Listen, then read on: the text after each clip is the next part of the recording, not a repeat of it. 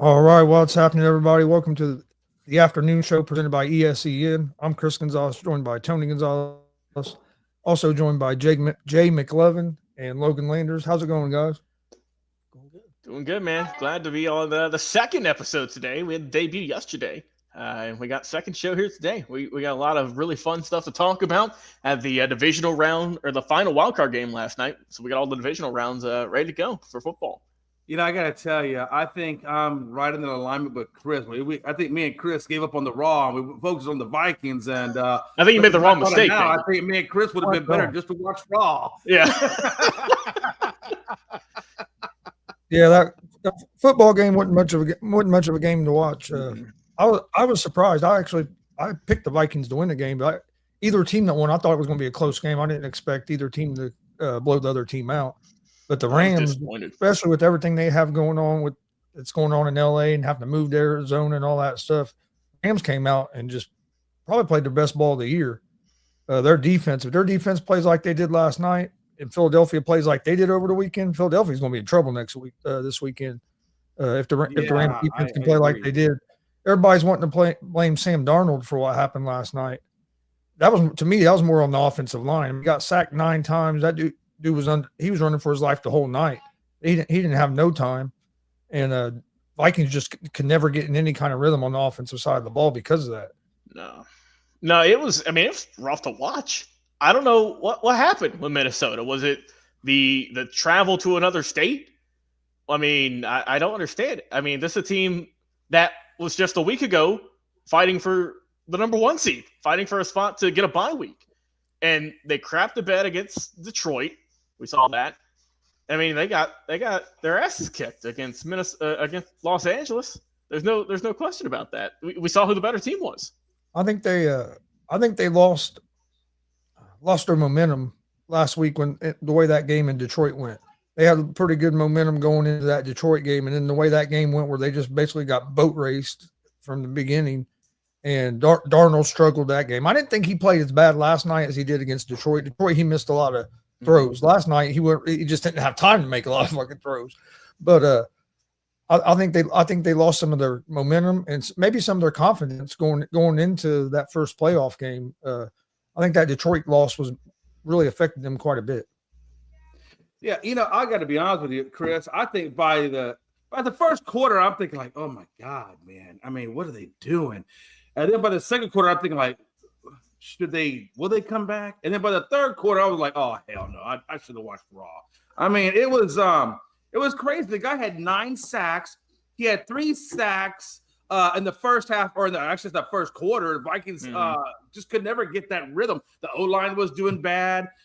Darnold was having terrible pocket presence. He was holding on to the ball too long. It was just anything and everything. I think that whole game fell on everybody from O'Connell down to the quarterback to the O-line. Like you said, the O-line, I felt like they packed it up and just said hell with it. The guy had 9 sacks.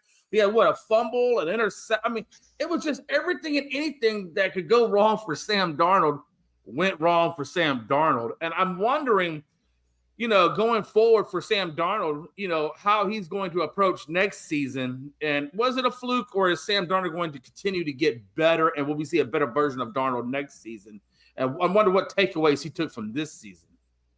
The big question to me is where Darnold plays next year. Is he going to still be is he still going to be in Minnesota? After those last 2 games, you can't blame it all on Darnold. They were team losses. I think the Rams got the game plan from Detroit. The way Detroit put pressure on Darnold and them, and they did the same thing, and they couldn't handle the pressure. The offensive line, they got beat up. So did Darnold. So Chris or Tony, if you're saying that, and I don't disagree with you, by the way. If that's the case, then who do we put the blame on? Is it specifically the O-line? Is it the O-line coach? Is it the offensive coordinator? Is it O'Connell not having them prepared? Because like you said, it was very reminiscent of the Detroit game. And that almost could tell me either A, is Darnold, or B, it's the head coach is just not getting them prepared. Where do you put the blame, or just put the blame as a whole on everybody? You got to blame the whole team, but I think I also should start with the head coach. Right. Because he had 6 sacks and an interception and a fumble, and that was just the first half. Yeah, that was just rough. I'm like, what in the world, man? Yeah, I think they also which they couldn't run the ball was what killed him. They tried to run the ball, and he stuck with the run too long as one McConnell did. He kept trying to run that ball even in the third quarter when you're trying to make a comeback. They're still out there trying to run the ball, and it's like, dude, you're down 3 scores. You don't have time to keep trying to run the ball. But I understand you were getting your quarterback killed every time he tried to drop back, so they just wouldn't have no success. I think if you looked at that game though, the Rams looked like the more prepared team and more ready to play team than what the Vikings have. And for some reason, the last 2 weeks, McConnell didn't seem to have the Vikings up to that level like they did to win 14 games. I think Darnold will get looks to. I think he's still going to end up being a starter somewhere next year. He might have cost himself a little bit of money, but I think people were kind of overreacting too. Because, like I said, the Detroit game, I thought he missed some throws. But last night, I didn't think he looked as bad as he did in the Detroit game. I thought it was more of a team loss, and especially the offensive line didn't show up. No, I agree. You're right, and I think that was just one more point, right? For Joey Jay is the other thing with Darnold is everybody's automatically just wanting to get rid of him because of that game. I think he will still get in place, but with Minnesota now, because they could just franchise tag him. Yeah, absolutely. Yeah, I mean, but real serious question though. What I was going to say is you made the point that Detroit, they might have got the game plan from Detroit. I agree with that to a point. Yeah. But if you look at it, the Rams wouldn't even have to bring extra guys. They were doing all that damage was just rushing the front four. Mm-hmm. They weren't even doing like Detroit and bringing the linebackers and stuff. They were getting most of those sacks and that pressure with just rushing their front four, which is what I'm saying. How offensive line didn't do him no favors last night. If a 4-man rush is causing you that much trouble, the question is, do they have to franchise tag him? Because if you franchise tag him, you're looking at least $40 million, I believe, maybe more. And I don't know is anybody else going to pay him that? So can they just try to negotiate with him? Maybe you sign him to a 2-year deal, $30 million a year. I mean you might be able because he got a true opportunity there, and he's had troubles getting opportunities. Maybe he wants to stay there. Maybe they'll get a little bit of a discount. I mean, and they've got that young player in the wings that they supposedly high on, but of course they haven't really seen him yet. I mean, but that's the interesting thing, though, is that yes, you drafted him high. A lot of people thought it was I thought it was an overreach when you drafted McCarthy. But do you substitute a guy who, look, I get the last 2 games were rough, but who helped lead your team to a 14-3 season, who had a career year in all aspects? Do you take the gamble and say, all right, see you later, and go with a rookie who hasn't proven himself in the league, who's coming off of an injury? Yeah, that's the interesting thing, and something I don't think that they thought they were going to be in come the start of the season. I mean, I don't. Do you sit a top 10? I think McCarthy was like number 9 when he was drafted. Do you sit a top 10 pick 2 seasons? Well, I'll tell you this. I look at Trey Lance though. To be fair. Yeah, I think McCarthy is still a project player. I don't think you play him just yet. I don't think he's quite ready. I mean, I think he's still in that project phase, right? I think he still has more development to go. I think that's where the preseasons and stuff like that come into play. Go ahead. I'm sorry. I was just going to say the only thing is Minnesota was planning on starting. He'd have been Minnesota's starter this year over Darnold if he wouldn't have got hurt. Yeah, right. No, and I agree. But I think Darnold. They had already announced that they were going to start him. Oh yeah, I think Darnold though. I think the reason why he got it because he just shocked everybody. I don't think they knew what they had in Darnold until he came out and played that season. And then why are you going to disrupt the rhythm when he's got you doing so well? Because honestly, if you take out the Detroit game and if you take out this Rams game, he looked great, right? Yeah. And so you got to think like this, right? I think okay, if I'm the Vikings, I'm thinking who else is better out there that's going to keep us competitive? Is JJ ready to keep us competitive and get us to the playoffs, or are we better off going with Darnold? And I think there's nobody out there on the free agent market that's going to be able to come in and do what Darnold's doing that's available out there. And I don't think McCarthy's ready to take over just yet. So I almost think they're kind of stuck. Like almost how the Cowboys in a way were stuck with Dak. I think they're kind of stuck, and I think they have to kind of go with him unless they want to draft. I think you keep him, but I did find an article, and I just want to get y'all's opinions. Yeah. It's 5 spots where Sam Darnold could go in free agency if he leaves the Vikings. I want to get y'all's opinion. who might be the best pick here. So this article lists 5 teams. First one is going to be the Pittsburgh Steelers. I'll list them all here, and then we'll give our opinion. We got the Pittsburgh Steelers, Las Vegas Raiders, Tennessee Titans, New York Giants, and New York Jets, an old home for Sam. I don't think the Titans. I think the Titans are going to draft Cam Ward, probably first overall, that or Shadir. So I don't think Tennessee. I'd take Darnold over either one of them. I think if I'm Darnold and I'm looking where I could be the most successful, I ain't going back to New York. I know that much. I'm not going to either of those teams. I think Pittsburgh would be the best spot, but I think Pittsburgh. They have Wilson, so I don't know if they're going to. Well, no, because Wilson's a free agent, though. Okay, then I would absolutely take a chance on Darnold. I'm definitely not going to New York on any one of those teams because neither one of them have clear direction. Maybe Dable. Because Dable did have good luck with Josh Allen. He was part of that Josh Allen resurrection with Sean McDermott. So maybe New York Giants. But not the Jets for sure. But I just think that the Steelers have way more to offer him in terms of playoffs than either one of the New York teams or Raiders or Titans or anybody else for that matter. So I really do think, and Tomlin is a really good coach. So I think that him and Tomlin can do some really good stuff together. The Tomlin thing I agree with, but the weapons I don't. I don't think Pittsburgh has. They have George Pickens, and that's pretty much it. Yeah, and Pickens might be a head case. Is a head case. So yeah, but Minnesota. If you go after Darnold, you can pick up weapons, right? I can look at free agency. I can look at the draft. I mean, there's a lot of places where I could look to pick up a wide receiver. It's very much harder to get a quarterback, and I think Tomlin and them would get him some weapons. Out of those, but also wouldn't it be kind of a revolving door in Pittsburgh, though? I mean, they've had how many quarterbacks over the years? If you do get rid of these guys. I mean, they have that just kind of adds to their growing list. Right? I know that Roethlisberger retired in 20 or 21, I think. I do know that Tomlin came out today in his press conference and said that they wasn't committed to Russell Wilson or Fields. So they're looking. They're looking. Oh, they're looking. And they're too high in the draft to really get a top tier quarterback, I think. At least that's projected. But right? Other teams you listed, other teams you on that list, though, I would say either Pittsburgh or the New York Giants, because with the Giants, they do need another weapon on the outside. They got Malik Neighbors. You got a young weapon. If the Giants can fix their offensive line, I think they could be decent. So I think that could end up being a good fit for them if they can get another weapon to go with Neighbors. But I would say Pittsburgh, but Pittsburgh would need to bring in at least another receiver.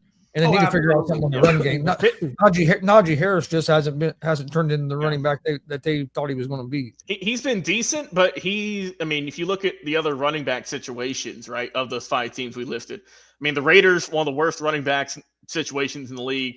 The Jets, they had Breece Hall, I believe, and someone else but I mean that's decent. The Giants have is it Singletary? Is he their running back? I believe Devin Singletary. Yeah. Yeah, one of them. They had a rookie that played pretty well too. Hey, the Titans, Jay, you know who's the Titans running back? He used to be on the Cowboys. Right, Pollard. But Pollard, I like Pollard, but he's not an every down back. I mean, if you look at him when he tries to carry the load, a lot of times he gets hurt. So I don't think Tennessee is the right fit. If you I think Tennessee doesn't have a GM, for God's sake. Tennessee needs to find a general manager.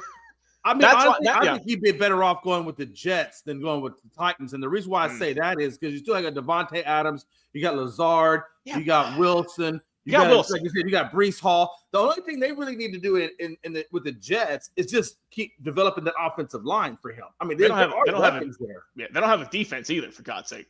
The Jets don't. The Jets? No, because think about it. They fired Robert Saleh, and their defense took a nosedive. That's true. I mean, they proved that firing your head coach don't fix everything.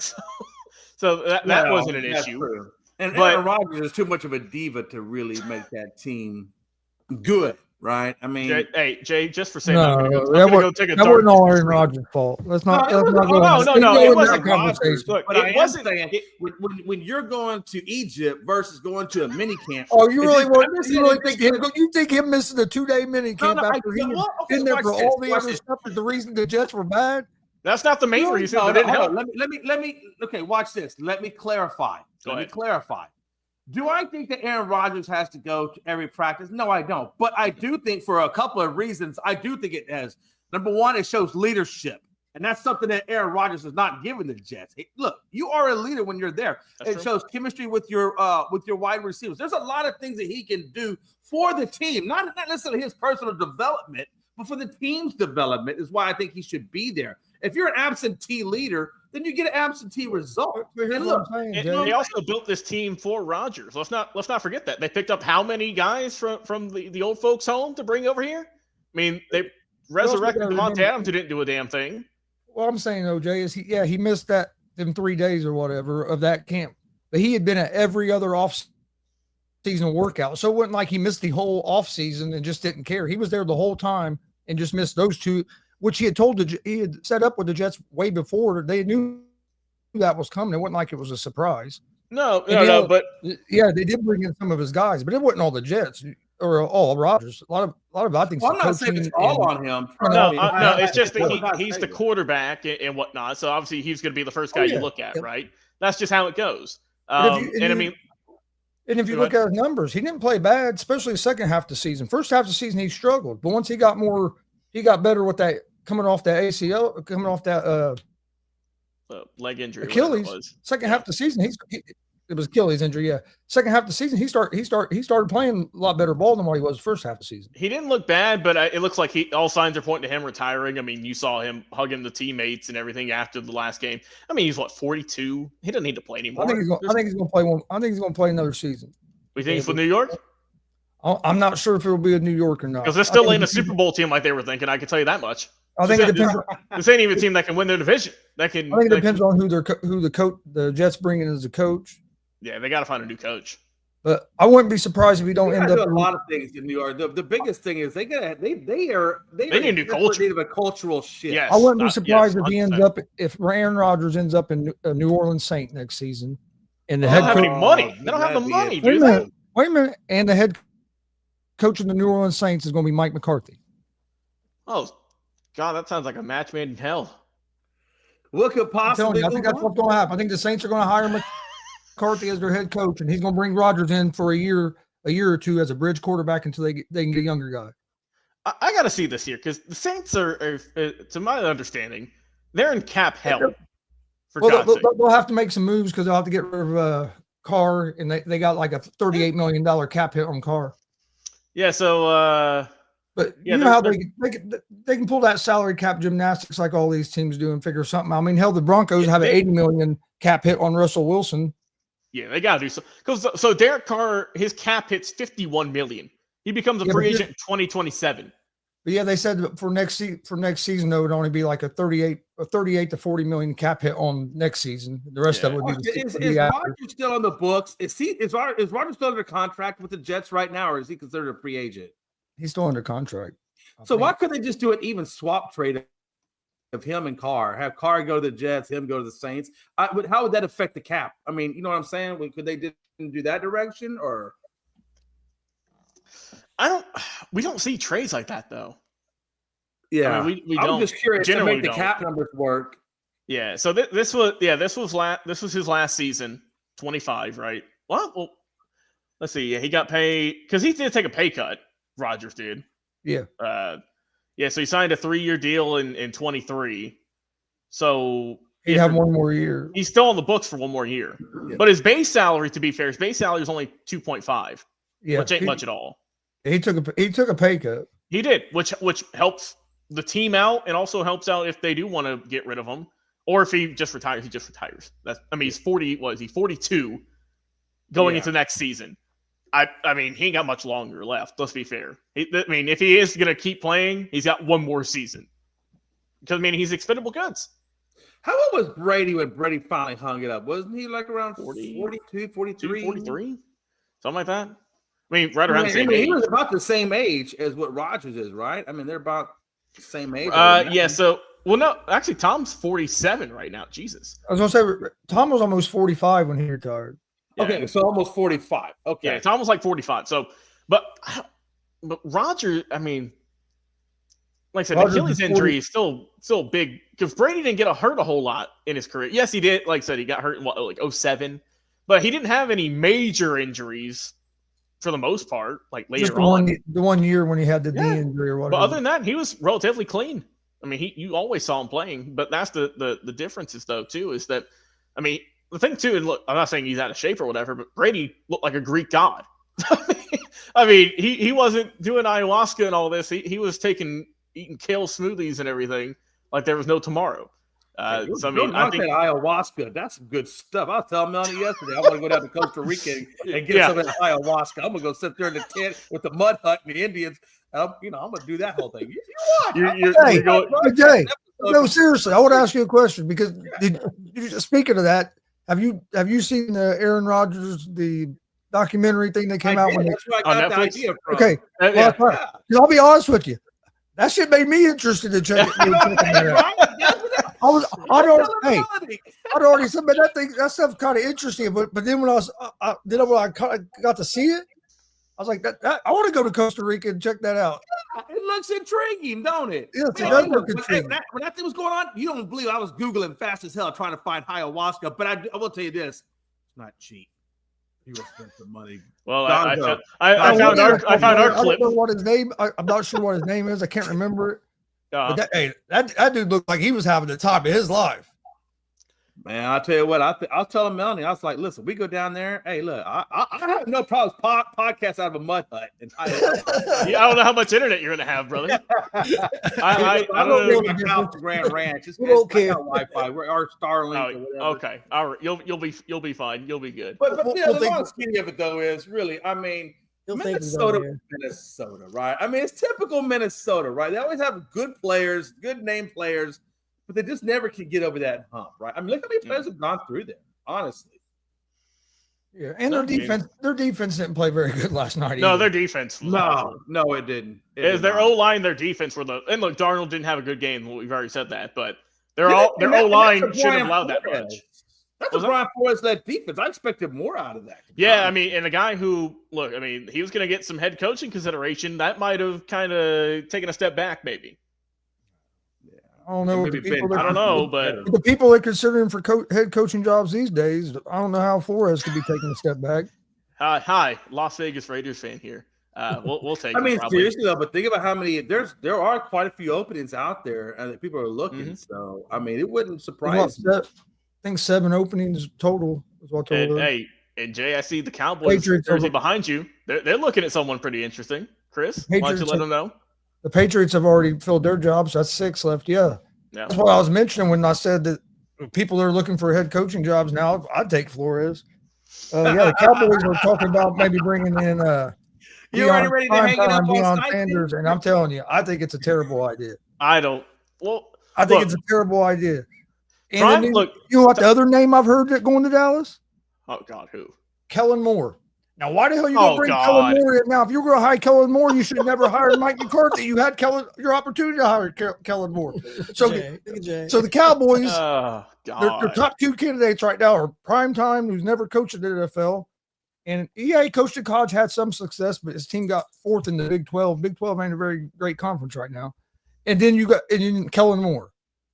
And I honestly look, the only reason Kellen Moore's name is coming up now at this point is because he has had some success with Philadelphia. He didn't have it with the Cowboys really so much, and he didn't really have it with the Chargers, but he's finding some success with the Eagles, and so that's why his name is out there. I hope to God they don't bring him in because I feel like Kellen Moore is way too predictable as a quarterback. That's just my opinion. He may have changed his ways. I just know when he was with Dallas, we were very, very predictable. Hey, Jay, do you want to know our name? I heard his name was floated out there. Oh, you know who it was. It's a former player, Jason Witten. Oh yeah, that was another one. That was the other one, Jason Witten. Oh. That's the 3 names I've heard for the Cowboys. Jason Witten and Deion Sanders. What are we doing here? I'll take Sanders. Out of those 3, yeah. I mean, I don't even know how Witten's name would get thrown in there because he has no coaching experience. Yeah, he has coaching experience. He just coached a high school state championship team in Texas. Well, so did Teddy Bridgewater. Backup quarterback. He's back in the league. I laugh at that, but then part of me feels like I'm offended as a high school person in Texas. I'm like, come on, we got a good high school. I'm loving this article I'm reading. You might probably have the. I think Texas high school football is considered like some of the best in the country. So I'm not knocking that. We had 5 high schools from Texas in the top 10 in the nation this year. So yeah. Hey, so I Jay, think Duncanville was ranked number 3. Jay, I found an article with some candidates. You're the Cowboys fan. I want you to tell me and the fans who you want as your next head coach. This is just an article with a couple of names here. And look, I don't mean a damn, it's Jerry Jones, but here we go anyway. So this is listed as regular coaching search candidates, and I'll get to the other one in a minute. So They got listed here on CBS. They got Lions OC Ben Johnson, Lions DC Aaron Glenn, Ravens OC Todd Monken, Vikings DC, as we just said, Brian Flores, Dolphins defense coordinator Anthony Weaver, Bills offensive coordinator Joe Brady, and then Buccaneers offense coordinator and Liam Cohen. Now, hold there. This one is listed as Jerry Jones will make sure they are candidates. We've got Eagles OC Kellen Moore. We've got Mike Zimmer, Jason Witten, Deion Sanders, Cliff Kingsbury, and why not Riverboat Ron Rivera. Damn. Well, any of those you want? There's pray to God do not get. There's probably only 3 that I would take, and obviously Ben Johnson would be my number 1 spot. I would probably say, and then I would say the Ravens coordinator would be probably number 2, and then number 3 I might consider Primetime, just because I think Primetime would be relatable in the locker room. I think Primetime has done good with Jackson State and resurrecting that program. He's done good with resurrecting the Colorado program. Granted, neither one of these programs have made it to the top level, but from where they were to where they are now, it's considerably different, right? So, And I think he would be an attractive guy to bring in free agents. Now, the problem with that is they don't have a lot of cap space. So, if you bring in a guy like Primetime in, it's going to take a hot minute, right? Maybe 3 or 4 seasons, because they got to figure out. I understand there's some gymnastics that can be worked out, but when you're like 19 million in the hole, it's going to be damn. Well, when you pay a B quarterback 60-something million, over 60-something million a year. Yeah. And look, Deion said he don't want to leave unless he's going with Shador and Shiloh, right? He's like the LeVar Ball in a way of he wants his sons. He wants to be on their team. Well, he already came out and said there's a few teams that he won't let Shador go to. I'm guessing the Jets is one of them. I don't know. I wouldn't want to go to the Jets either, to be fair. I wouldn't want to go there. He said emphatically he will not play for a few teams. Now, they didn't say what teams they are. The coach I would think would be interesting with Dallas would be Aaron Glenn. I think he's going to be a hell of a head coach. I think if I was Dallas, I'd look into him. Where's Aaron Glenn? I'm sorry. Defensive coordinator for the Lions. Oh, for the Lions. Honestly, with as well as Detroit has done with half their roster on the IR, I mean, he's upped his stock, in my opinion, for God's sake. They already had a great defense with everyone on there, but everyone's been hurt, and they haven't missed a beat. Right. The only thing that I see with bringing in a D coordinator is you're going to have a really good offensive. He's got to have a really good offensive coordinator to help him out with that. Whereas Ben Johnson, I mean, you can find a defensive coordinator. There's a few of them out there. Can you? The Colts hired the offensive coordinator genius and Steichen. We can't find a defensive coordinator. Offensive play point. I'll be honest with you. I'm kind of getting soured on the offensive play caller head coaches. I think you need a head coach that's a leader. Chris, just because I feel like starting something today. Who's the main problem? Is it Steichen? Is it Richardson? Is it Taylor? Is it the O-line? What's the main issue going on in Indy? I don't follow them like that. I think it's the GM and Steichen right now. I think our culture is crap. I mean, Pat McAfee called everyone out a couple weeks ago. From everything coming out of the building, people don't show up to treatment. They're late. Hell, Steichen even admitted that people was late. See, you're never going to get where everybody's on time. Everybody should be on time. It should be that hard to get everybody. You're professionals. This is your job. You should be there on time. Right now, our problem starts with the GM and our head coach. The culture the culture hasn't been good even when Reich was there. So that's why it makes me even lean more toward the GM because he's the one that's still around. You still got and you can put someone on Ursay as well because I mean he's the owner. You still got hope in Richardson, or you think he's got dealt a bad hand? Because he ain't looked impressive. I'll tell you that much.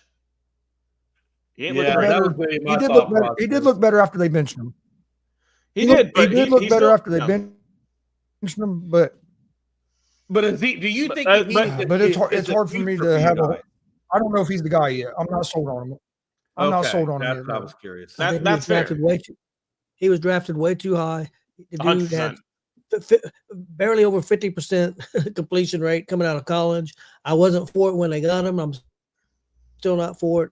I think they got him. I mean, if he would have been a late first round pick or a second round pick, I think it would have been a good pick. Where he was picked at, I know they needed a quarterback. There wasn't really anything left after that. I mean, I don't know. I don't remember who got drafted after that, to be honest. But I didn't like the pick when they did it. It ain't worked out too good. Of course, he's been hurt a lot. He still ain't played very many games yet. No, and I mean, just this past season, like you said, he was hurt, but he still played in a good majority of, or he was benched, but he still played in a lot of games this year, right? He finished with 1,800 plus yards. That's 33rd in the league. 8 touchdowns, tied for 34th. 12 INTs, tied for 99th, and a 47.7 QBR, which is 26th. And also, you're talking about his completion percentage, 47.7. To be fair, because he wasn't good, but to be fair, his completion percentage could have been probably about 55% if his receivers would catch the ball. Yeah, there was a lot of drops that wasn't his fault, but then there was a lot of bad throws that was his fault. But I would say he'd been a little over 50% probably for completion percentage if they would have some of the receivers would have caught the balls. In his career, which is only 15 games, right? Which is only 15 games, still not even a full season. His completion percentage in his career, 50.6. That is, you can't have that and be a winning quarterback or a winning team. You have to do better. The only thing about him is, and it's weird and kind of sucks to say, is that he didn't play well. But if you look at the Colts win-loss record when he played compared to when Joe Flacco played, we won more games when Richardson played, and Flacco threw the ball a lot better. Yeah, but the reason was because our running game could be more explosive with Richardson because you had Richardson and Taylor. Right. So we had a better winning record with Richardson, but our offense looked a lot more smoother when Flacco was running it, especially passing wise. But we seem to be a little more. Yeah. We seem to score a few more points when Richardson was there because of the running game, and you get in the red zone with him, you get within the 5-yard line. He's like Josh Allen, basically. You can just give him the ball and he can run over people, but he can't stay healthy, and it just hasn't been consistent enough at all. Like, y'all just cursing the GM and owner every day for pretty much in a way forcing Andrew Luck to get out of the league. Because man, whenever he was there, he was electric. He was great. I was just talking about Andrew Luck last night. Don't you, man? Because wouldn't you wish he was your quarterback right now? He don't. He really didn't. He was young. He's a little younger. I think Flacco has experience, and Anthony Richardson just number one. Anthony Richardson can't stay healthy, or he's having issues with staying healthy. Number two, lack of experience. That just comes from not being on the field enough. You know, you look at Flacco. I mean, he did great things out there with Cleveland, right? When Sean was last year, in the playoffs. Yeah. I mean, everywhere Flacco's gone, he's had some level of success. He's helped out, right? He's helped out. Like, he's a good backfield quarterback, but not. He's a great backup quarterback. But what happened with Flacco? At this time, what happened with Flacco this year was when he was our backup and they brought him in, he played great. And then once they made him the starter, he looked like a totally different person. He did. He didn't play. And then when he came back in toward the end of the year when Richardson was hurt, he played good again. But when they made that move and declared he was going to be the starter, it was like he got nervous or something. And them 2 or 3 weeks, he played totally different. He did the rest of the season. He did. So, I mean, I looked at just some of the quarterbacks taken in that 23 draft. I mean, there's really not a whole lot of great ones, to be honest with you. I mean, that's what I say. CJ Stroud is the leader right now, but he had a rough year this year. Looked great last year, but Bryce Young, still the jury's still out. He looked good after he got benched, right? He looked better. He finished the season real strong.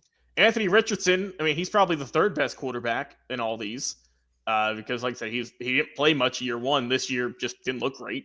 But other ones, I mean, look, Will Levis, Hendon Hooker, Jake Hayner, Stetson Bennett, bunch of who? I mean, like no one of real note other at the quarterback position, but I mean, like I said, it's just I think this year's quarterback class. I think this year's quarterback class is about the same as that. I really don't think there's no. I think it's worse. I don't think there's no big starters already. You got the 3 main ones you're looking at, obviously. With I mean, look, the top 2 that are going to get drafted. Right. It's going to be Cam Ward. It's going to be Shedeur Sanders. Those are the top 2 quarterbacks. Yeah, okay. I know they're going to be drafted top 2, but let me ask you this: do you think Sanders has a first round grade, would you pick him in the first round as a quarterback? I wouldn't pick him top 2. I'd tell you that much. I think Cam Ward's a better quarterback. I think Cam Ward's my top quarterback in the draft. I think Cam Ward's better too, but I don't know if I'd take Cam Ward in the first round if I was just going by I know quarterbacks go up higher because everybody's looking for one, so they're going to. Everyone needs one. But just going by their talent compared to the other quarterbacks, I don't think either one of them are really like a high first round grade. I mean, some other guys. I mean, look, like Quinn Ewers is going to be drafted later, right? He's not going to be a first round talent, I don't think. Jackson Dart out of Ole Miss, he's going to be a later round pick. I don't know though. I have seen where they have said that Dart could rise. Dude, we get those every year. We get those every. You know what they are, Jay? Jay? They look good in the combine. Combine don't mean nothing. It's fool's gold. That's the same thing that happened with Anthony Richardson. Everybody said he was going to be like a second round pick, and all of a sudden they saw him at the combine. Chris, you know what it was? And now we're going up to the top 5. He threw the ball so high, he hit the beam. Right? Wasn't that his whole thing coming out of the combine? He threw it so high, he hit the beam, and it's like, oh, we got to get him. Look at that arm strength. Like I don't care. And his speed and jumping, everybody got enamored with his athletic ability, and he went from a second round pick to the top 5 pick. But the main thing too is that I don't know if I don't watch him that closely. Y'all can tell me. After he hurt his shoulder in the first year, did he ever learn to start sliding and stop trucking people? Because that was the issue early on. He was a little bit better about it this year. He would still run people over when he had to, but he doesn't have that Josh Allen build though. That's the thing. He's not stout like that. I mean, he's more athletic and built like that. Big difference between him and Josh Allen. Josh Allen's got heart. I think the kid's got no heart. I don't think Richard's got any heart. You don't think he's a leader? A big puss. That's my pick. No, not even close. Big pussy. That's why I question his heart too. Because let me ask you this: have you ever seen a quarterback tap out of a game? That's gonna haunt him forever. I mean, Deshaun Watson did, but then he came back. No, I mean. He tapped out of the game because he ran the ball. Because he was tired. It wasn't because he was hurt. He got up. He got up and was tired because he was breathing heavy. Tapped out of the game and set out a play on set out third down. Have you ever seen a quarterback do that? I can think of. Yeah, that's true. Not that I could think of. And then he don't play the last 2 games of the year because sore back. Then he seems like crawling around his house. That came out afterwards, but first they were reporting as a sore back and a sore leg, and then people were getting on him, and it came out as back spasms and all kinds of other stuff. It's like I said, it's the whole culture. I think in Indy, it ain't the players in a sense. I mean, it is in one way, but it all starts from the top down. It's the GM letting the coach get away with things, the coach letting the players get. I mean, it's just a revolving cycle. I know. That's why here in the Indianapolis area, you got a lot of fans that were disappointed that no changes made. I mean, got rid of the defensive coordinator, but other than that, that's the only change they're going to make. I mean, y'all guys are kind of like almost the Cowboys in a way. Like you guys haven't had a good coach out there, a good cultural coach since Tony Dungy. We haven't had a good cultural coach. Oh, Dungy, and then the guy after Dungy. What was his name? I can see his face, but he went to Detroit and they fired him for no damn reason. Oh, Patricia? No. Caldwell. He came in after Dungy. And he had a good culture, but he also took over Dungy's culture too. So I mean, he had to build. That's like when Switzer took over from Johnson. I mean, he still had that culture there. Because Caldwell in Dallas' defense, I thought that Wade Phillips was a good coach for those guys. It just didn't pan out for him. I mean, he had a good record, and he was very disciplined. The Cowboys weren't committing all these crazy penalties and stuff, but but honestly, we haven't. I mean, that was probably the one coach. That's probably the one off from Johnson. Since we fired Caldwell, we haven't been able to find the guy. They had Pagano. I didn't think Pagano was terrible. Actually, Pagano built a good culture. Pagano went 53-43, 6-3 in the play. Or excuse me, what did he go in the playoffs? He went 3-3 in the playoffs. He built a good culture. The problem with him was it wasn't him. That's when we had Luck. Luck was always hurt. I think they would have won more games. Do you think they should have kept Pagano longer and not gone with Frank Reich? That was their next coach. I mean, we saw how awful Frank Reich was in Carolina. I do, because the year they fired Pagano, we had a bad year, but you thought Luck was going to be your starter, and then 2 weeks before the season he retires. You know what I mean? So I don't put that all on Pagano. I think I thought they should have gave Pagano a little bit longer, and since him we haven't been able to find anybody to have a decent culture. So never got rid of Bill Poland, in my opinion. Yeah, that was a mistake too. But let me ask you this: so we're kind of talking about culture. You know, obviously the Philadelphia Eagles. I kind of want to talk about that a little bit, since obviously their culture. That's a good segue into it. You know, the culture they had last year was a culture of there were issues especially in the locker room, between AJ Brown and Hurts and things like that were going on, that was preventing them from winning games. It really got nasty towards the end, where they just couldn't. I think Tampa Bay wound up taking them out of the first round of the playoffs.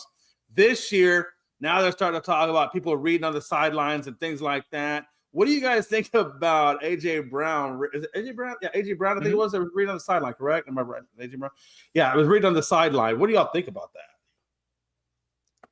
Like, was that an issue for you guys? Would that be an issue for y'all at all? I mean, if they were losing, yeah, you know, if they look bad. But I mean, he said after the game, this is an exact quote, but summarizing, he basically said that's just how he locks in. Jalen Hurts says he's never seen him read on the sideline, but I mean, he said he's done it for however long, right? So it's not like it's something that he just started doing. Also, let's see here. Deontay Johnson said, all I got to do to get touches is follow John Mechie and wait for him to drop the ball. Deontay Johnson also, just by the way, if y'all didn't hear beforehand, he got waived by the Texans, I think. I mean, I'd say his career's done for. He's been kicked out of, 6 teams, it feels like, in the last 5 weeks? That is crazy. Is that it? Hey, Brandon, if you have a link to an article, just put that in the description. I want to look at that. I'll do some research in a second. But anyways, back to Brown with reading. So this is a quote here. He says, "Gives me a sense of peace. To me, this game is mental. I believe I can do anything and everything, but I've got to make sure my mental is good. My teammates call it the recipe." So I mean, I don't have an issue with it, right? Like I said, if they were getting blown out 35-0, it wouldn't be a good look. Personally, in my opinion, you should be focused on the game. Hey, you said I just made that up. Sounds good. It does sound good. It does sound good. But yeah. Brandon's throwing a curveball in there. I know. I personally don't have. Also, Chef Kenyon Craig. Yeah, what do you do? He throws jersey away. They do the Antonio Brown, start flipping off everyone and doing jumping jacks. No, I personally don't have a big problem with it. Now, if he was reading a book and the coach is trying to have the offensive group over there to have a meeting and he was over on his own, okay, all by himself, yeah, that's one thing. Then I would have him. Then I'd be like, yeah, but because if you look when a lot of the guys are just sitting over on the sidelines, a lot of them are talking or just talking or looking around. They're not all paying attention to what is going on the field the whole time. Now, if they're having an offensive meeting and he's over there reading the book and not participating in the meeting, then I would have more of an issue with it. But when you have that time where you're just back there on the bench like that, I didn't see a big issue with it. I can see how it can come off like the way people. It could be a bad look to some people, but as long as you're staying focused on what you're supposed to be doing, I don't think it's a real big deal. Maybe I'm old school, but you're getting paid millions of dollars. You should be focused on the damn game. That's the way I look at it. I get that. But again, that's an outsider looking in. There may be a lot of players do that. I mean, I don't know. I'm just an outsider looking in. Let me counter that with this, Tony. There's also you saw, I think it was Minnesota. You saw Minnesota. They put up team videos of them practicing their end zone celebrations before in team hotels. He said. Kate Stover broke his collarbone. I look, Brandon. I gotta see if that's real, right? I gotta see. Okay, yes, that is real. Kate Stover is going on the IR. That's legit. And Deontay Johnson is gone. He's cooked.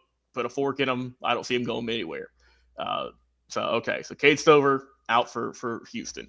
All right then. But yeah, I don't see an issue with it. It's not causing, like I said, they weren't losing. They were winning the game. Look, players are weird, right? They got weird superstitions. I mean, hell, some guys will wear different colored socks or whatever the hell. Look, players are strange, right? Go ahead. I don't mind it. He's I don't like I mind said, it. like Chris said, I he's don't mind it not either. ignoring anyone. He's just on the sideline, just chilling. The defense was on the field. What's he gonna do? I mean, like I said, now if the rest of the offense was huddled up and the coach was having like a meeting that's and he one wasn't thing. over there, then I'd have a big issue with it. Yeah, but that wasn't the case, if though. your That wasn't the offense is case. Struggling and there's misconceptions between the quarterback and his receivers, then yeah, there better be something going on But over there. no, I ain't To me, stressed over this. that's their bigger issue is the relationship between Brown and Hurts. That's more of a to me. That's the bigger issue than Brown reading the book. For sure it is. Absolutely. But I will tell you this. From what I hear, I think that's mostly over a woman. I think Tony hit it on the head earlier. I think it was Tony that said it was if they play like the way they did against the Packers versus the Rams, whoever else, it's gonna be a long day. He better bring a whole Encyclopedia Britannica collection. So I found what Nick Sirianni, the head coach for the Eagles, said about this whole situation. And this is a quote here. He says, "I'm definitely okay with it. The crazy thing is he's been reading this book on the sideline for a long time. It just so happened a camera saw it this week." It says some guys pray in between, some guys meditate in between. AJ reads in between. Whatever these guys need to do to get their mind in a place where they can play with great detail and great effort, I fully encourage them to do that. I love AJ. He's a great teammate. I saw Jahan Dotson saying something before defending AJ, and I thought that was awesome too. Another example of our teammates defending each other. It goes on and on, but I felt like that's the main body of it there. It ain't at a pro level, but my son, every time he played baseball, that dude had to eat a fucking hot dog in the dugout every time. I mean, guys, am I wrong? No, there was not a game that he did not eat. You look in there in between innings. He'd be pitching. He'd come in from pitching in between. He'd be in there eating a hot dog. I ate a hot dog. My dad wasn't cheap enough and bought me a damn hot dog. I ate a hot dog too. I ate a whole damn buffet if they'd allowed it. 95 degrees out. He wants to eat a hot dog in the middle of a game. Hey, there's nothing wrong with that. No, I'm just saying. I mean, that was his thing, though. Those things athletes do different than some other people. And let's just segue. Let's keep up the good segue. Speaking of just different takes with athletes, we gotta go into baseball, right? Baseball's in the off season. There's not much to talk about, but my God, I saw this yesterday. And I couldn't believe it. Nick Castellanos, the guy who always gets memed because he hits home runs at the worst time possible. Former Reds player, by the way, guys. I see y'all up there. He says Nick Castellanos believes Jose Iglesias should have been crowned NL MVP over superstar Shohei Ohtani, who earned all 31st place votes. Are we just making stuff up here? Are we just bored? We're just bored. That he says that because the stat line that I pulled off of that was if you look at 24, Iglesias had a 337 average to Ohtani's 310. By the way, that's the only category that he took Ohtani. It was that one specific category, and it was only by 0.027, right? Like he creamed it, right? But when you look at Iglesias, he had 4 home runs to Shohei's 50. He had 26 RBIs to Ohtani's 130. He had 91 hits to Ohtani's 197, and that's not even including the 50 damn stolen bases that Ohtani threw in there. Just because the hell of it. Jay, I appreciate you putting that much work in. Look, I mean, literally, he got blown out in every single category. And I would imagine the stolen bases. I'm sure if you look at Iglesias, he ain't got no 50 stolen bases. So what are we? I don't know where he's coming up with that. So I found a quote here, so that way that people can say we're not just making stuff up. It's in a quote. It says, "If you're looking at the MVP as having the most weight on creating wins for your team, there's no other player that has had that much weight as Jose Iglesias." Castellanos said of his former Tigers teammate, let's not gloss over that, with him being able to come in and bring that Latin spark, knock the ice off of Francisco Lindor, finally got Mark Vientos probably comfortable to be able to be an everyday third baseman, and now a bunch of guys that looked like they had no direction in the beginning of the year, they made the playoffs and go to where they did, while the whole Mets organization had the OMG signs everywhere from the city and the stadium. The way I look at baseball, Jose Iglesias is the unanimous National League MVP. No, he could be the New York Mets team MVP. If you want to go with that route, hell, give him a captain's Yeah, on if you the want to go Mets. that route, I mean, But no, there is no way in hell. I mean, even if you go back to when he was with the Angels, look at the impact that Ohtani had on the Angels. Not only in their pitching, which was lights out, but in their hitting too. I mean, his lowest one I think was around a 282 average. I mean, come on, what are we talking about? He had so much impact on the Angels that the Angels made the playoffs every year. Yeah, definitely. Here's my thing on it. I don't believe Iglesias should have been MVP, but I do understand what Castellanos is trying to say. What he's trying to say is this MVP award for is it the best player in the league, or are we going by most valuable? Same conversation we're having in the NFL, where a lot of people think it should be Josh Allen as MVP. A lot of people think it should be Lamar Jackson. Lamar Jackson has all the better numbers and everything, but a lot of people are saying Allen's more valuable because he's doing it with less on his team than what Lamar has on his team. I mean, that's the same argument even in the NBA, right? I mean, that's all the MVP have that same argument. Yeah. To me, I think if you listen to the whole thing, and like when you just read that quote, that gave it more context to me, where Castellanos is doing the most valuable over the best, and he's taking up for one of his buddies. But let's be honest. That's what I get out of it. Let's be honest too. There's a hell of a lot more talent on that New York Mets team than there ever was, even on the Angels team, because you can't really put out in that conversation. On the Angels, but not the Dodgers. Angels, yeah. Dodgers. Oh no, it's like Brandon said. I heard the Dodgers signed both the National League and American League All-Star team. I mean, damn, pretty much, man. But hey, at least they're winning championships off of it. They're taking home titles. This dude is on a Brad. Hey man, that's some good stuff though, man. Oh hey, yeah, look, you got me laughing over here. I ain't gonna lie. But nah, look. Let's be real. Baseball, there ain't nothing to talk about right now. Look, I'm seeing their official pages posting Bryce Harper making coffee at his house. Baseball's in a dead zone, for God's sake, for right now.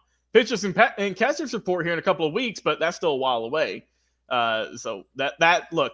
We're scraping the barrel here for baseball content. Yeah. I'll tell you what, though, if you're going to read a book, if you're going to read a book in sports, baseball is a perfect sport to read a book in, because there's a long time in between them damn innings. Yeah. Not anymore. Not as much. Well, not as much. Now we got the pitch clock. You're right. Yeah. Not much anymore. We might be getting them robo up soon. Hey, I went to a Reds game earlier this year. No shit. It was a Wednesday night game. And dude, that game, the whole game took less. It was like 2.5 hours, I think. Mm-hmm. It was like one of the quickest baseball games I'd ever been to. It breezes through now. I got me a daylight. You come out and it was dark. Dude, I got there. I got me a pretzel and a hot dog and a drink. And by the time I got done eating my pretzel and hot dog, it was already in like the 6th inning. How much did that run you, Chris? About $45. I was about to say, Chris would be having that money over there. Pretzel, hot dog, and a drink was about $25. Man, what'd you have, like 4 beers at $20 a pop? I mean, what are you doing over there? The pretzel, hot dog, and a drink is about $20, $25. Jesus. Well, I tell you what, though. Hey, I'll tell you this, man. Because honestly, wait a minute. We got 2 pretzels, 2 hot dogs, and 2 drinks, and it was $50. It was actually $50. Yeah, $50 for $8 worth of food. Ain't that craziness that we doing? And we got a discount. We got a discount because we had the discount. We paid the concession worker cash. It was gonna be like almost 60 on the card. 60. And I pulled out cash. Forgot that they don't take cash at that stadium. He goes, what? He goes, you give me 50 cash. We'll call it good. I'm like, here you go. Took my food and went on. Pockets cash. What he's gonna do? It's me, buddy. Hey, there's no underhanded dealings at Cincinnati ballpark. It's all on the straight and narrow there. So I found a list, right? It's the MLB. It's most expensive and least expensive concession and ticket costs, right? This is for a beer, a hot dog, and a ticket at all the parks, right? So for a beer, and it doesn't list how many ounces. I'm assuming just let's go 16. The cheapest is at Coors Field, which is fitting, $3. I mean, you have to be drunk to watch the Rockies. Let's be real with that.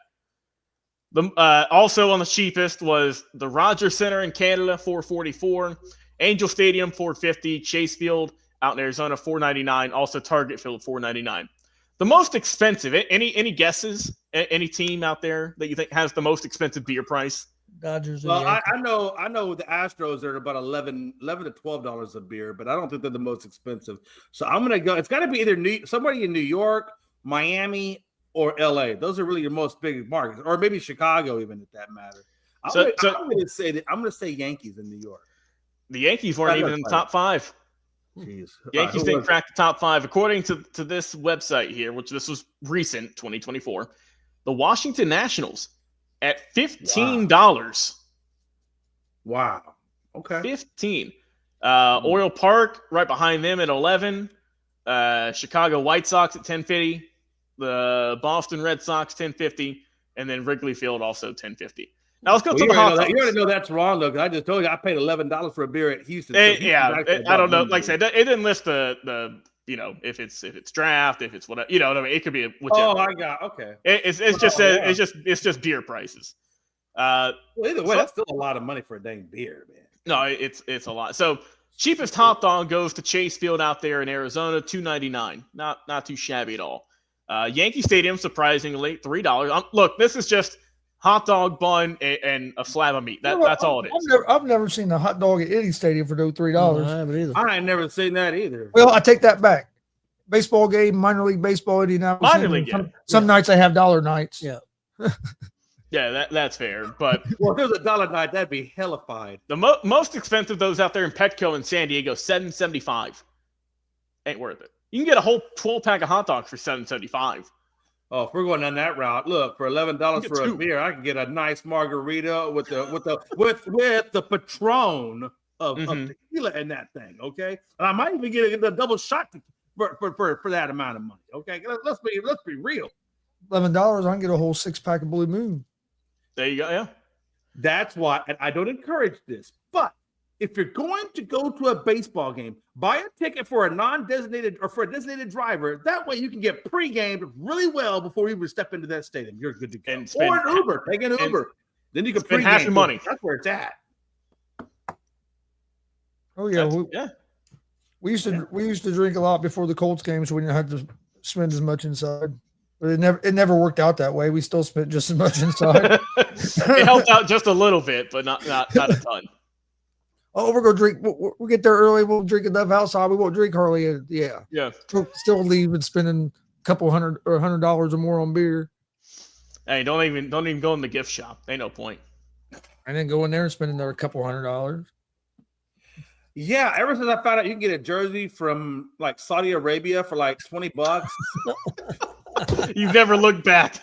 I've never even thought about trying to get a jersey in a stadium for $150. I know who your connection is. Yeah, we all do. His name shall be the Late Night Marauder. Oh, we will okay. not disclose real names on this show. That is my connection, and it will stay that way.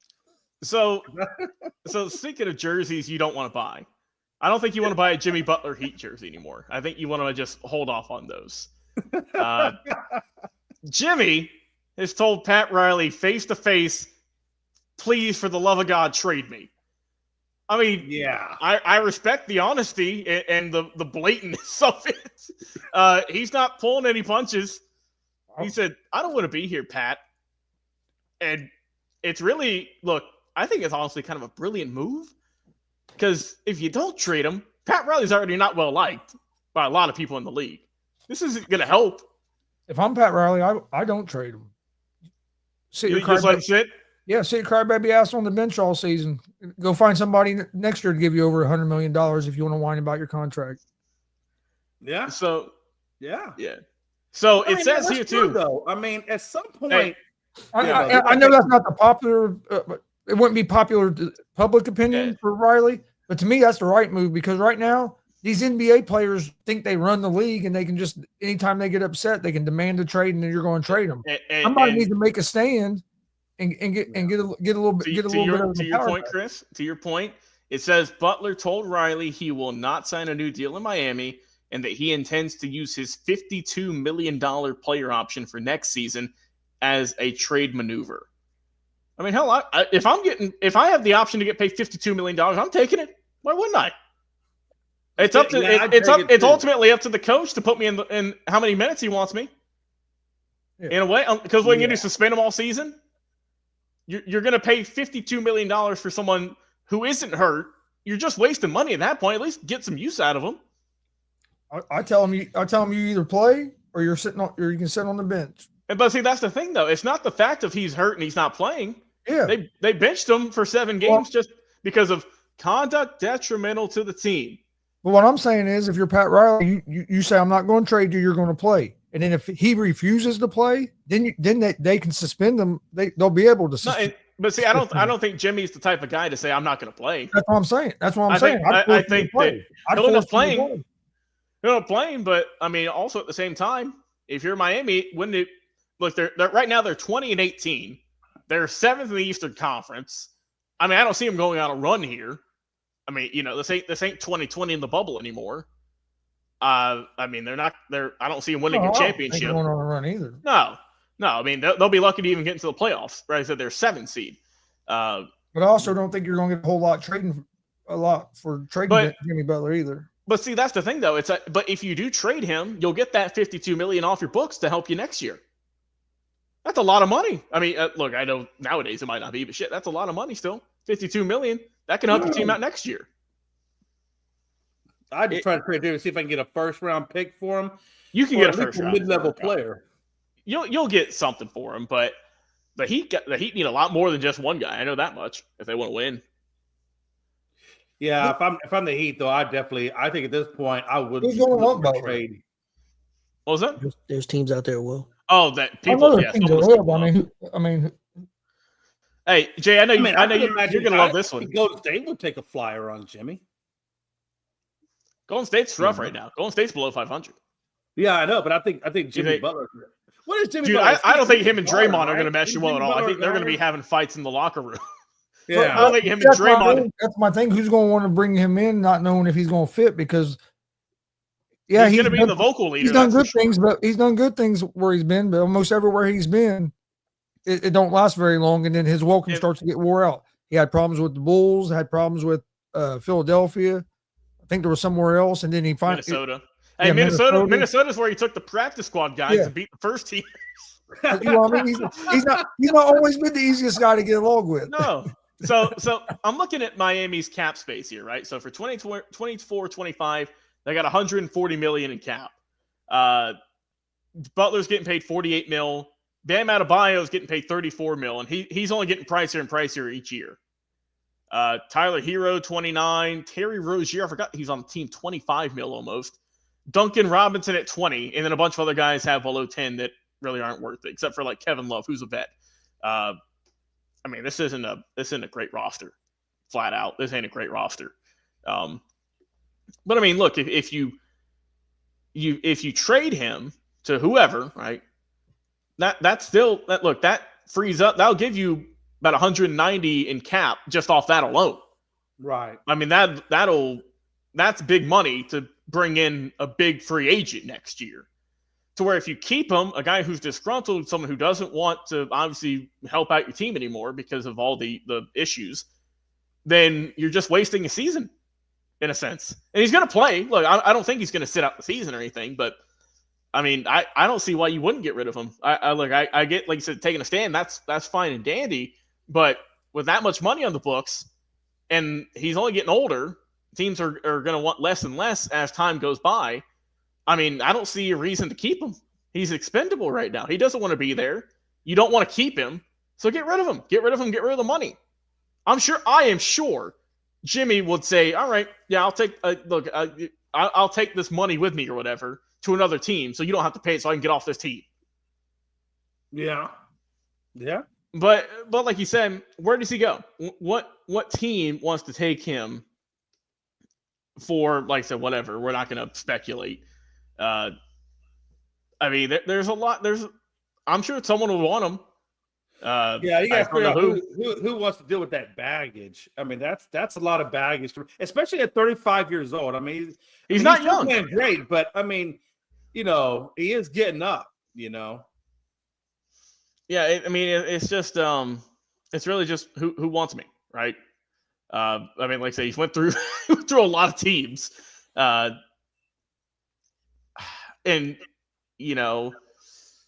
I'm seeing here maybe the Bucks. Isn't that who's the head coach over there? Is it still Doc Rivers? I don't see that.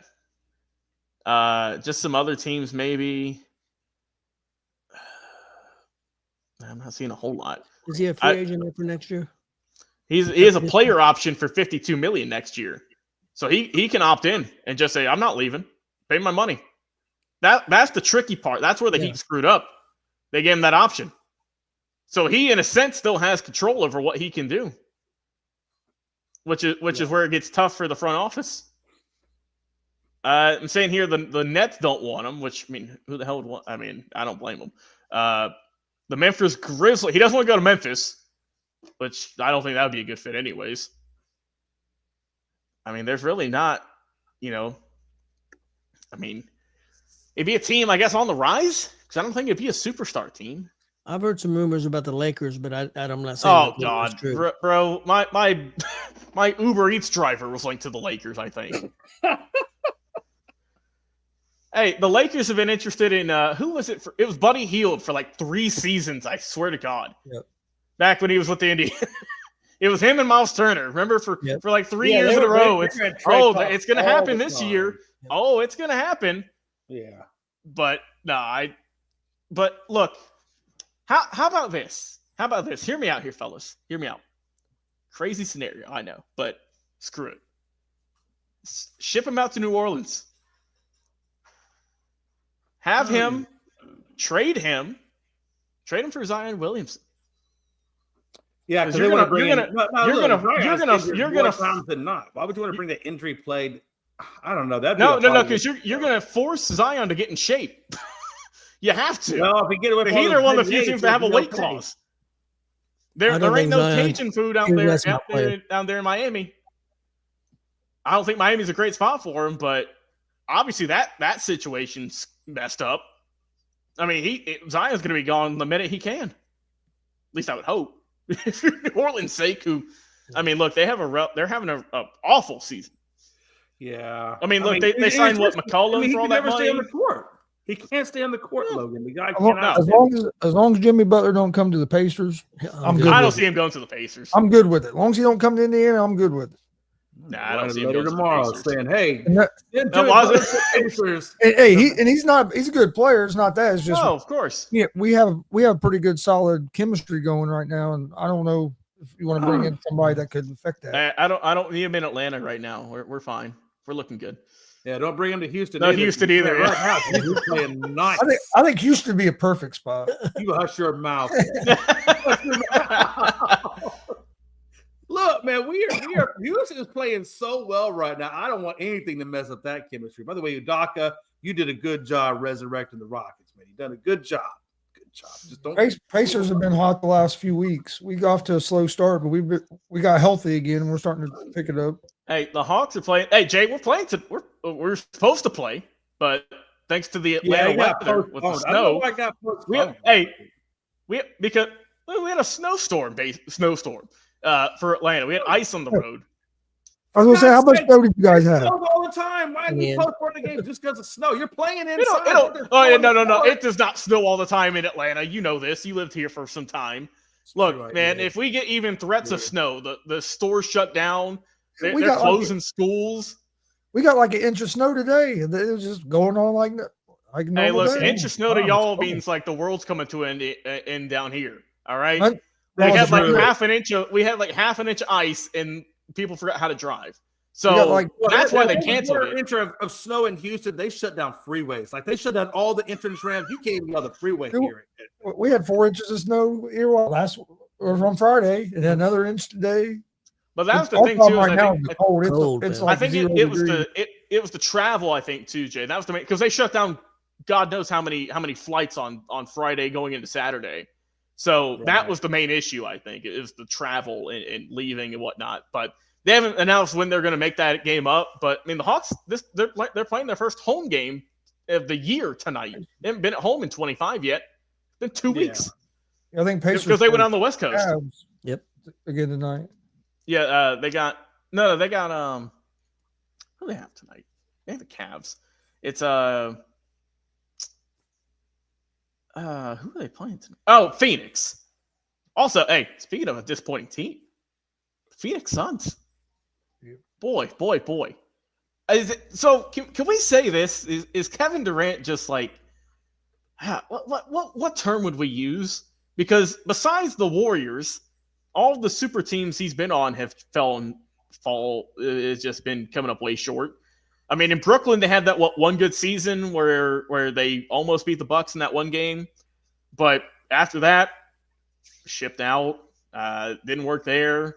Obviously, it ain't worked in Phoenix really. I mean, God, they're right at 500. They signed Bradley Beal to that god awful contract. Looking back at it now, he's a bench player. Yeah, that was a terrible move. That was an awful move. I think that you're seeing super teams don't always work. You know, if you sign all these guys, they don't always work. Not when you got chemistry. You're guaranteed, right? I mean, you still got to have chemistry, great coaching, great execution, good clubhouse management. I mean, there's a lot of things you have to have. But a super team doesn't hurt, but it's not always a guarantee either. Yeah, so, I mean, obviously their top three scorers are the top three guys in Durant, Booker, and Beal, as it should be. But they don't have really much of a rest of their roster. It's not great. And they got some good pieces, like Royce O'Neal. I think he's a good bench player. But I mean, for the most part, it's just if these guys are off, they're done for. Which is why they're 19-19 and 6-11 on the road. I mean, Beal is 54th in the league in points.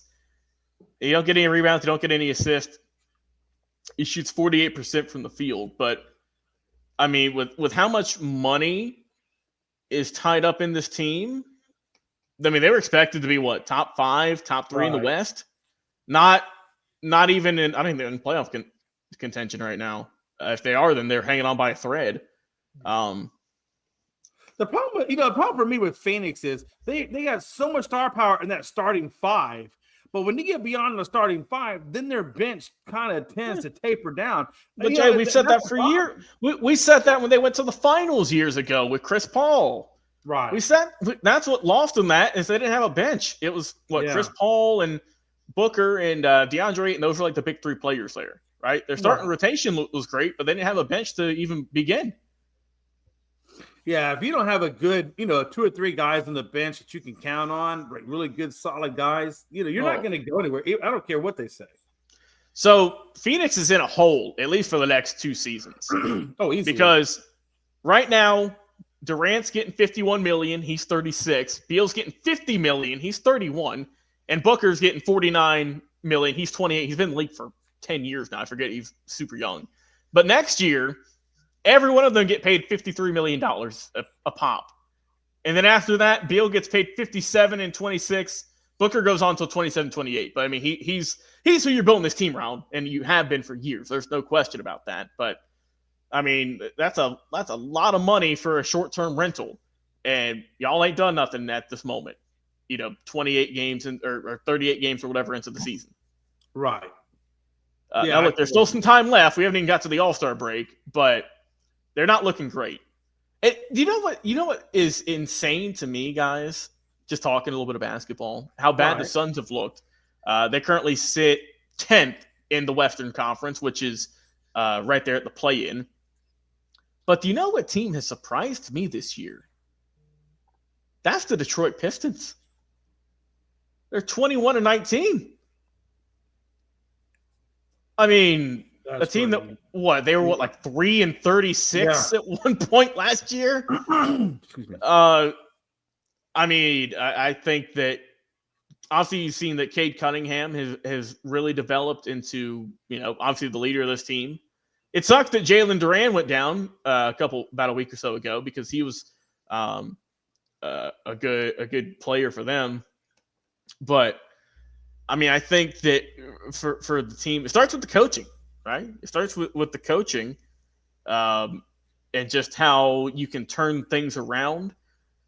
And I mean, look, I don't think they're going to make a deep playoff run, but damn, they're in playoff contention with JB Bickerstaff, and I think it's his first year with this team. So that just kind of shows you that sometimes if you do get a new coach, you can turn teams around regardless. I mean, because it's not like they added a bunch of great players.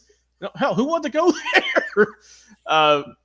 But I mean, if you change up your culture, then it'll help. Yeah, I agree with that. I mean, anytime you change up a culture, especially when you put a winning culture in place, I mean, that's what we were talking about the Jets a minute ago. They don't have a culture, and if you have a good culture, you can build things. Like, think of San Antonio, for example. What Popovich has built there in San Antonio. I mean, probably one of the best cultures that's out there in the league right now. I think what they got going on over in Boston is a great culture, with Missoula. It shows. Mm-hmm. And like I said, it still sucks too. Just you mentioned the Spurs. Man, I hope Pop gets better. Man, we haven't seen him on the sidelines. I don't know if he's going to come back. I hope he gets better, man. But time though, I don't want to rush that man back. No, he's older up in them years. You want to. He may even. Look, man. I hate to see him retire, but he may want to take a retirement even or a sabbatical to really. I mean, I think it was a stroke that took him out, if I'm not mistaken. And that's nothing to play around with, and God be with him and his family. But sometimes you got to take that step back. It's not worth it to keep playing. No, and he's 75. I mean, there's obviously no timetable for when he could come back to the court. But like, Jay, like you said, I don't want him to come back if he's not full, built health. Oh yeah. But yeah, last time happened November 2nd, 2024. It says he experienced a health issue. But yeah, then it was a mild stroke is what it was. They said on November 13th, and he obviously has not been back since, and there's no telling if he will come back to the coach. But yeah, hope he gets better. I don't think you want to rush him back. I'll tell you what, though, the positive side of things for that team, Wembanyama, he looks legit. I mean, yeah, he is. He looks scary. I'll put it this way, and I've said this before, Wembanyama and in today's NBA where, they're not quite as big athletes, a little bit more slender athletes. He's perfect. He fits in perfect for the game. He is perfect for this game. He like would not Giannis with a jump shot. He would not have been perfect in the 90s. He would have got banged around. He could not hold that low post to save his life. I mean, Manute Bol was 7'15" and $190. Is that what he weighed? You ever think about that? Yeah, he was. I mean, he looked like a little praying mantis out there running around. I mean, it was crazy. But I definitely think you got to have back in those days. You had to have more bulk on you. You're not going up against Shaq. Oh, dude, don't even. Yama's going up against Shaq. Bro, there ain't no post moves anymore. Only one that does that is Joel Embiid, and he's not even on the court half the time. Yeah. But for today's game and the fact that the center now is actually out on the perimeter, he's perfect for this game. 100%. He really is. Yeah, he's athletic. For love of God, he's athletic. Oh, absolutely. I mean, he can give you a layup just standing on the free throw line, damn near. But even like our guy Sagoon for the Rockets, I mean, he doesn't get enough credit. I mean, he's really a really good center for our team, and I mean, he scores well, he rebounds, he does all. But he does not get nowhere near the credit, that a lot of other people are getting, like the Jokic's and things like that. But he's not also obviously he's not averaging a triple double every night either. So I get why. But it's interesting. Yeah, no doubt. Yeah, I mean, I think that pretty much wraps all the big things that we've seen last day up. But unless you guys got anything else, I think we're going to wrap up this show here. What do y'all think? Yeah, I think we tomorrow. I think we should start doing some predictions. I think we start off with the college, and then probably what's tomorrow? Tomorrow's Wednesday. Wednesday. We should do NFL before college day. Yeah, NFL's got more games. Yeah. And college don't play. Till Monday. That's a good point. So maybe we do NFL predictions tomorrow. And if it has to go into Thursday, then it goes to Thursday. And then after that, then we'll do some college predictions. So I think that's what we got to look forward to, everybody. Some good predictions. Do your research because it's going to be a lot of fun. A lot of good games coming up. Good shows. Tony, Chris, y'all got anything going live tonight? I know y'all had a show last night. Had a good wrestling show. But anything y'all got coming up here? No, have anything? No, I got a couple of wrestling shows that we recorded that I got to get aired, but I don't know if I'll get one up tonight or not. I'll probably be more maybe tomorrow. Okay. But other than that, we don't have no more live shows till Monday. No, live show. Yeah. Till Monday. Okay. Monday All right. every Monday at 6:30 ish. Okay. Is what we say because we usually don't start to about 6:35. It started out, it was supposed to be at 6:30, but we'd always start a little late. So now I just put 6:30 ish. Ish, yeah. Everybody that watches our show gets it, knows that it'll start anywhere between 6:30 and about 6:40. I got you. Okay, cool. Hey, I will say this though. On Wednesday, when we start the NFL predictions tomorrow, Mhm. have your winners picked out because I'm writing it down and we're gonna do a little show. And we're gonna track who gets the most wins. And this, but we're not doing the spread because I'm not, unless y'all know how to do the spread. I have a terrible spread. That might even be more Gonzo that knows that better than I do. But hey, that ain't me. I can say that much. Yeah, so we're just gonna straight up. We just do teams, make it easy. And then one thing, if anybody out there didn't see our show Gonzo's Wrestling Room last night, go check it out. We had a pro wrestler named Tank, who's been in the business. It was 14 years, I think he said. Yep. Would have been almost 22, but he had to take like 5-6 years off in the middle. But he told his story last night, and it's a real good story, and it was real good interview. Yeah, excellent. So I definitely would recommend go check that out.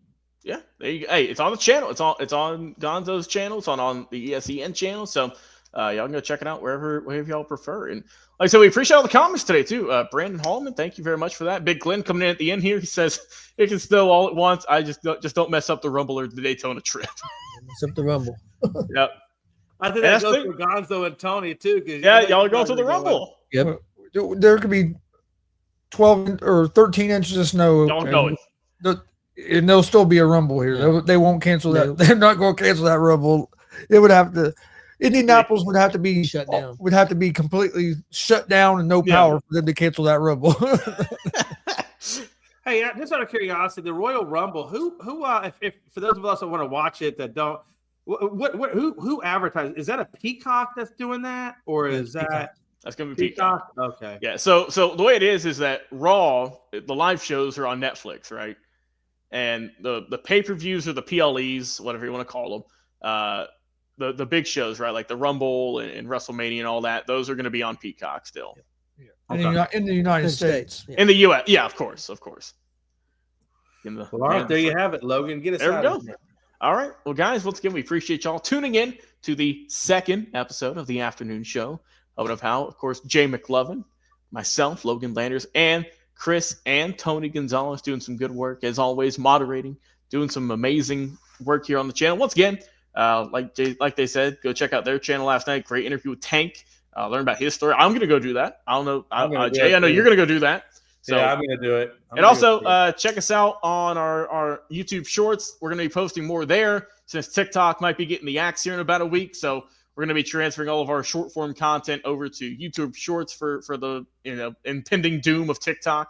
And we'll keep y'all updated and everything else. But for Tony and Chris Gonzalez, for Jay McLovin, and myself, Logan Landers, we thank all of you for tuning in to the afternoon show number 2. We'll see you guys again for tomorrow on